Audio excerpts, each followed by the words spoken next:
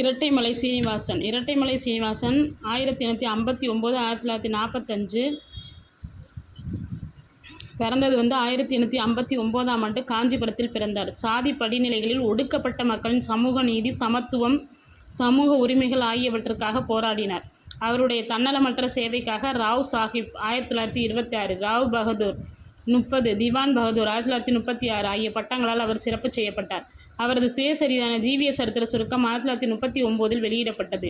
இந்நூல் முதலாக எழுதப்பட்ட சுயசரிதை நூல்களில் ஒன்றாகும். தீண்டாமையின் கொடுமைகளை அனுபவித்த இரட்டைமலை சீனிவாசன் உரிமைகள் மறுக்கப்பட்ட மக்களின் முன்னேற்றத்திற்காக உழைத்தார். 1893 ஆதி திராவிட மகாஜன சபை எனும் அமைப்பை உருவாக்கினார். ஒடுக்கப்பட்ட மக்களின் கூட்டமைப்பு மற்றும் சென்னை மாகாண ஒடுக்கப்பட்ட வகுப்பினரின் கூட்டமைப்பு ஆகிய அமைப்புகளின் தலைவராக பணியாற்றினார். பி.ஆர். அம்பேத்கரின் நெருக்கமானவரான அவர் லண்டனில் 1930 மற்றும் 1931 நடைபெற்ற முதல், 2ஆம் வட்டமேஜை மாநாடுகளில் கலந்து கொண்டு சமூகத்தின் விளிம்பு நிலை மக்களின் கருத்துக்களுக்காக குரல் கொடுத்தார். 1932 செய்து கொள்ளப்பட்ட பூனா ஒப்பந்தத்தில் கையெழுத்திட்டவர்களில் இவரும் ஒருவர்.